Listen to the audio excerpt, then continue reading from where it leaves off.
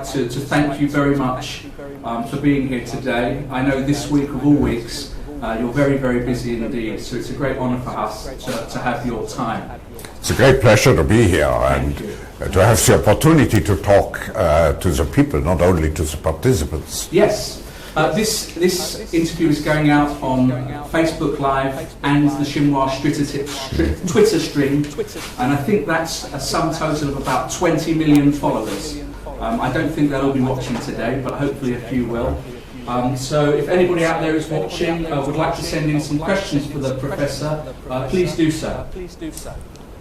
So, Professor, over the last 10 years, there seems to have been a wave against globalization. That's a feeling at the moment.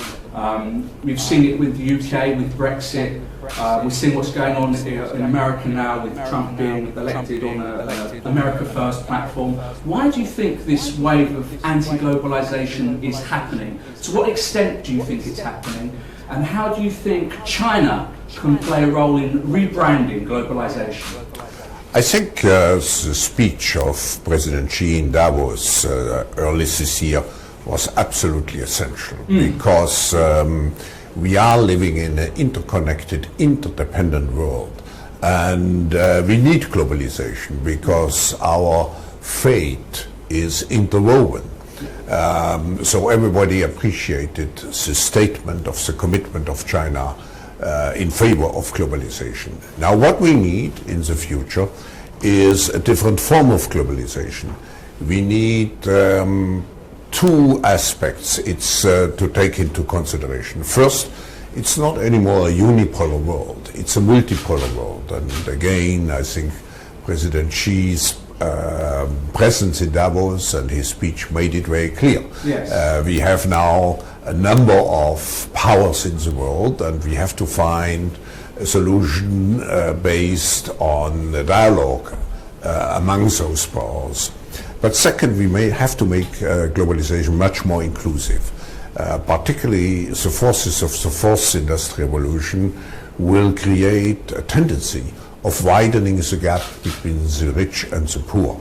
So it will require certain measures, globalization will require certain measures to ensure that the gap between losers and winners doesn't become too wide. Of course. And speaking about globalization, one of the forces that is going to drive it, something we're going to hear a lot about at the forum over the next few days, is this idea of a fourth industrial revolution. Something I know that you've written about extensively.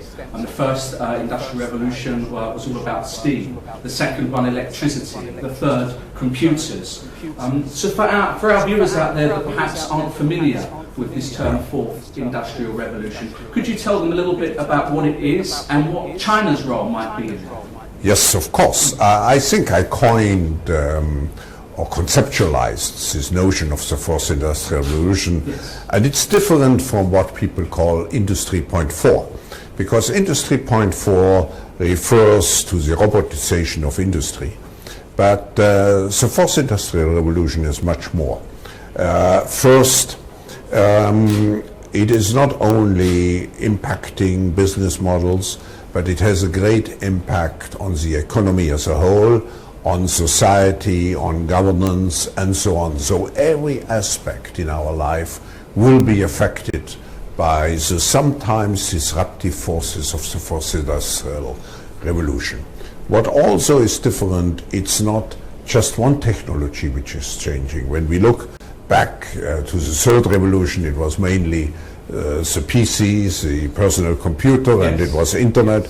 But now we have progress in a great number of areas: robotization, precision medicine, genetics, blockchain, and so on. And they all, in combination, create an incredible force of change. That's absolutely true. There has been this huge force of change, as you say. And talking about change, over the last 10 years, the global economy has faced some choppy waters, let's say. And China's role will be very, very important as the second largest economy in the world. What challenges and risks do you think face the Chinese economy, and what advice would you give to Chinese policymakers to deal with these risks and challenges? I think the Chinese economy has surprised again many people, because I remember when we were in Tianjin a year ago or 2 years ago here, there were many skeptics, and now, according to the latest forecasts of IMF, which has, by the way, upgraded its forecast now, it's close to 7%. Now, if we look at this growth rate of 7%, it means that it has to be related to a GDP which is around 11 trillion. So 7% is much more compared to 10 years ago. So it's an incredible contribution to the growth of global economy. But we see also that Europe is moving out of the recession. We see some positive signs in the United States. So I'm quite optimistic for the global economy as a whole. What would be my advice to the Chinese policymakers? In a modest way, I would say the world economy is now very much innovation driven. So to pay attention, and I hope that we make a contribution with this meeting here, to pay attention to all the new technologies which will create economic superiority in the future. Okay. And coming on to the World Economic Forum, China has been fortunate enough to host what is known as Summer Davos for the last 10 years now, here in Dalian and also in Tianjin. What do you think have been the concrete achievements of Summer Davos, and what do you think China's role will be with the World Economic Forum going forward?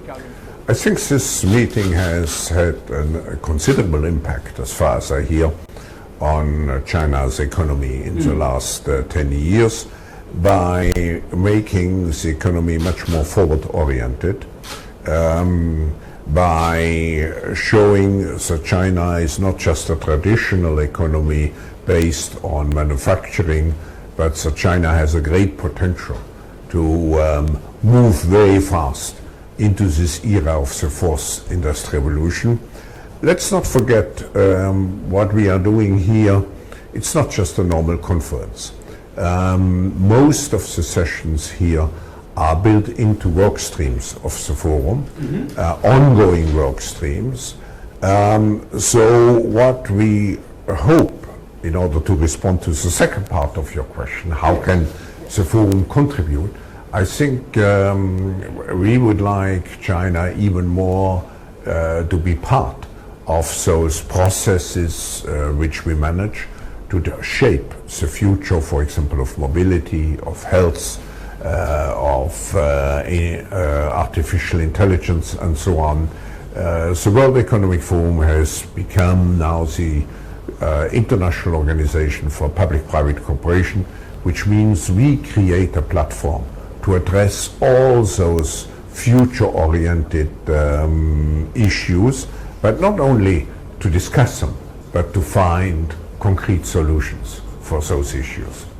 Okay, great. Speaking about future-orientated platforms, something China is talking a lot about, which we'll hear a lot about in the next few days, is the Belt and Road Initiative. Hugely ambitious project, perhaps one of the largest infrastructure projects in history.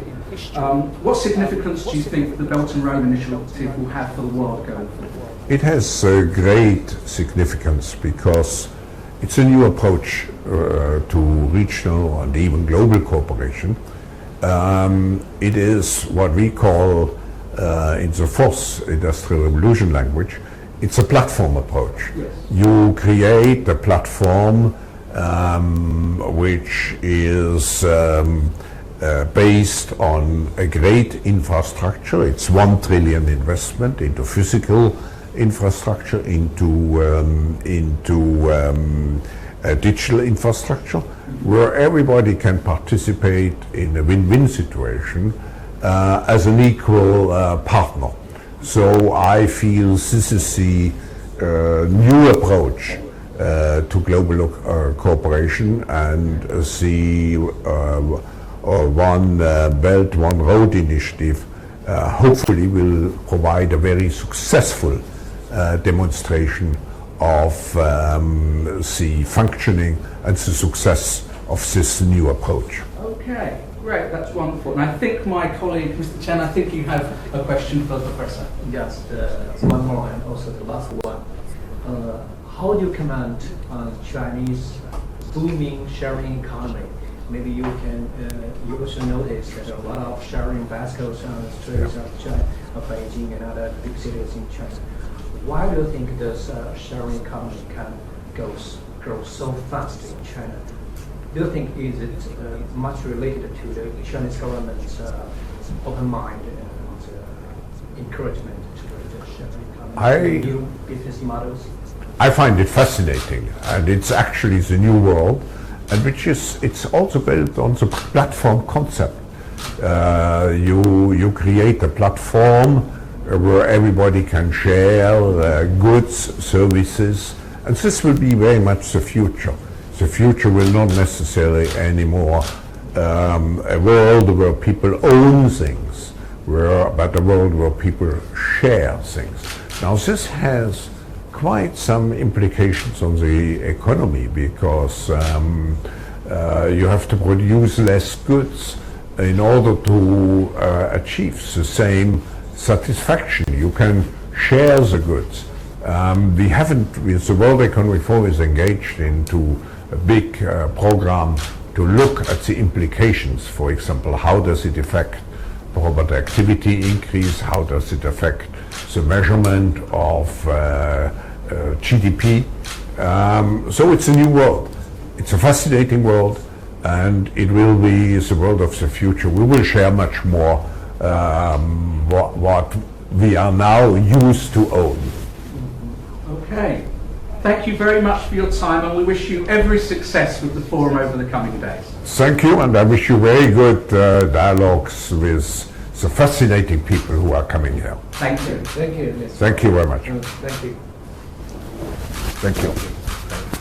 Thank you, Mr. Chen. Okay, you're finished? Next meeting. Thank you. No, and for you, I wish you a very good, successful. My own regret, I look here at the program. So